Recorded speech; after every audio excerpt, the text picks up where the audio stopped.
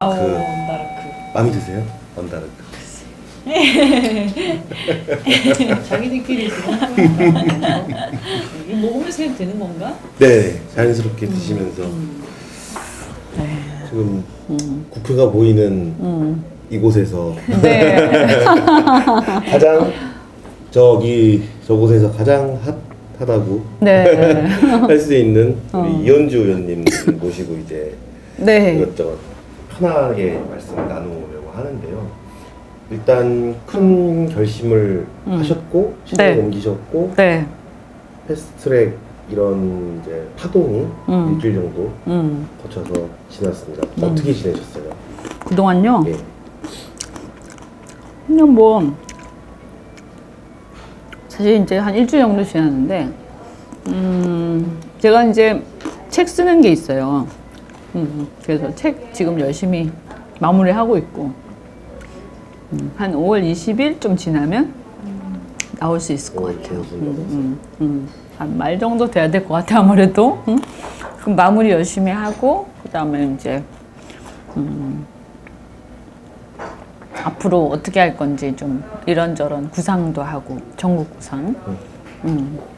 그다음에 이제 패스트트랙 같은 경우에는 사실은 이미 탈당할 때 이미 일단락 된 거거든요. 예, 뭐 그 뒤에 여러 가지 있었지만 사실은 바꿀 수 있는 상황을 바꿀 수 있는 상황은 아니었죠. 그 바른미래당 투표 표결로 끝난 거였어요, 사실. 그 다음에 뭐 사보임이야 예상됐던 거고, 난 다 예상했으니까. 그리고 그걸 막을 수 있는 길은 없는 거고, 몸싸움을 하더라도 한계가 있고, 하루 이틀이지, 그렇잖아요. 네, 불법을 계속 할 수는 없죠. 그래서 이제 끝났구나 생각을 했죠. 그러니까 어떻게 보면 좀 답답하죠. 왜냐하면 막을 수 있는 기회가 많이 있었는데, 그리고 내가 한 2달 전부터 계속 문제 제기를 해왔는데, 사람들이 어떻게 보면 반대하는 쪽이 너무 나이브했다는 생각이 많이 들어요. 내 힘의 한계도 많이 느끼고, 그렇다고 내가 한국당을 움직일 수 있는 것도 아니고, 네. 한국당과 바른미래당, 그러니까 어떻게 보면 보수의 분열, 저는 그것이 이 사태를 촉발한 근본적 원인이다 이렇게 봐요. 분열되지 않았으면, 그러니까 당은 다룰 수 있어요, 그죠? 그렇지만 어떤 하나의 그 자유민주주의를 지키기 위한 진영으로서 공감대를 가지고 같이 싸워 나가고 소통하고 있었더라면 이렇게까지는 안 되겠죠. 그러니까 연대 의식이 너무 부족했다는 생각이 들어요. 네. 패스트트랙 말씀하신 대로 그 김관영 원내대표가 강행을 했을 때 사실상 지금까지 사태는 예상이 됐다고 말씀하셨는데 네. 네.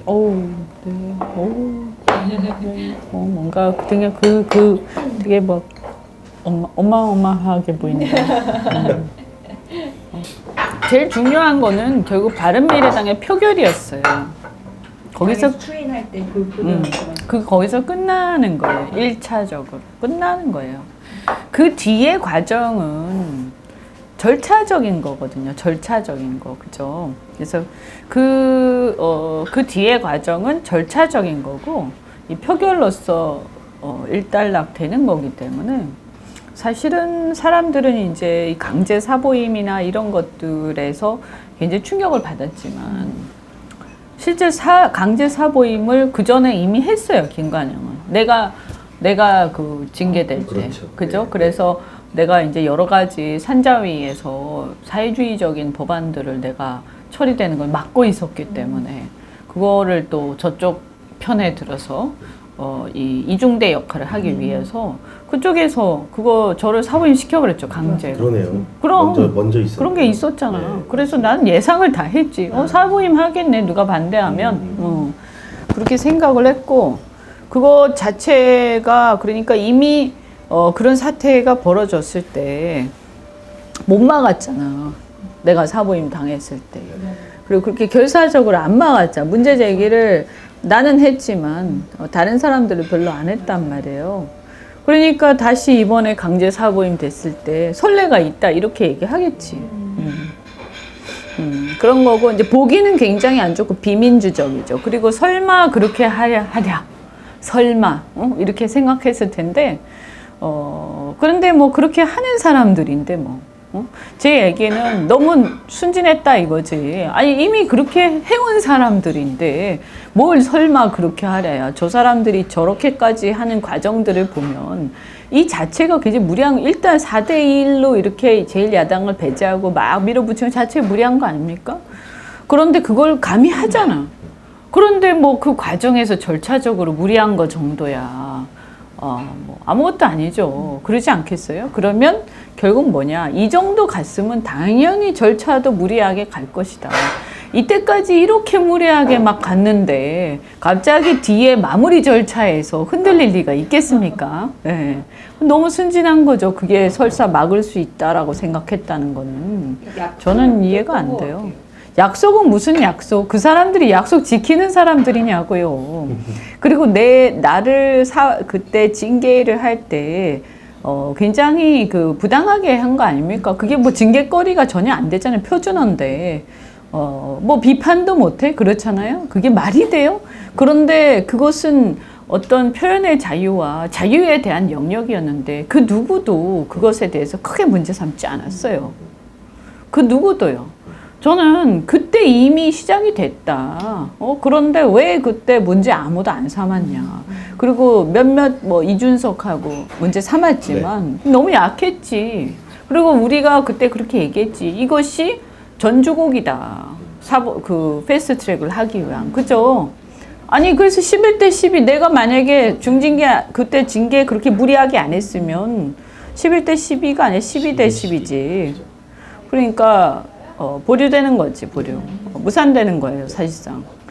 그러니까 그게 얼마나 중요했던 건데. 근데 내가 그렇게 얘기를 했는데도 이렇게 부당한, 난 사실은 이 당에 별로 미련이 없었기 때문에 징계를 하든가 말든가 나 별로 신경도 안 쓰는데, 그런데 문제는 뭐냐면 이 패스트트랙이 있기 때문에 시간을 끌어야 된다라고 내가 얘기를 했거든요. 적어도. 근데 그렇게까지 결사적으로 안 하더라고. 그러니까 저는 어떤 문제가 정말 이게 관철돼서는 안 된다, 정말 막아야 된다라고 생각하면 결사적으로 막아야죠. 근데 과정에서 결사적으로 별로 안 했어요. 그게 사실이에요. 다 끝나고 나서 결사적으로 항의했어요. 난 너무 답답하죠. 결사적으로 막을 수 있는데 그 과정에서 정치력을 발휘할 수도 있었고 바른미래당 내부의 표단속을 할 수도 있었고, 그죠? 그리고 그것을 한국당과 바른미래당이 같이 소통하면서 보수 대통합 얘기를 하면서 갈 수도 있었고, 그죠? 얼마든지 할 수 있었는데 그 시간을 다 놓치고 나이브하게 지나가 놓고선 다 끝나고 나서 항의만 세게 하면 뭐하냐 이거지, 내 얘기는. 역시 지금 보면 결과적으로 그렇죠. 인정 안 할 수가 없지. 민주당은 어쨌든 정의당, 민평당, 바른미래당의 지도부를 다 규합해서 정치력을 발휘를 한 거예요. 민주당에. 그죠? 이긴 거지 뭐, 결과적으로. 또 이렇게 가면 큰 문제죠. 그래서 저는 우리 우파가 이렇게 가서는 안 되지 않냐. 정말 심각한 문제가 있다. 이렇게 나이브하게 이 사활을 거는 문제를 이렇게 처리를 하고 아무리 소리를 높여도 별로 그렇게 심각하게 생각하지 않고 상황을 너무 나이브하고 심각하지 않게 생각한다. 그래서 내년 총선도 너무 쉽게 생각하는 거 아니냐 이런 거죠. 그래서 제가 굉장히 아주 경각심이 들었어요. 지금도 그래서 아까 뭐 했냐 했지만 일단 이제 뭐 어차피 바른미래당은 이제 사실은 우리가 처음에 창당할 때 모습에서 벗어난 지 오래됐고 여기서 뭔가 국민들을 위한 어떤 일을 할 수는 없기 때문에 또 내가 패스트트랙 때문에 이때까지 참으면서 있었지만 더 이상 내가 막을 수 있는 것도 없고 그래서 이제 탈당을 하고 지금 소속이 없이 뭐 어떻게 보면 그냥 대한민국 국회의원으로서 활동을 하는 거죠. 그런데 이런 과정에서 그럼 내년 선거에서 우리가 어떻게 해야 이 대한민국의 자유를 지킬 수 있을 것이냐. 이런 과정들을 쭉 지켜보면서 야, 굉장히 굉장히 쉽지 않다. 응?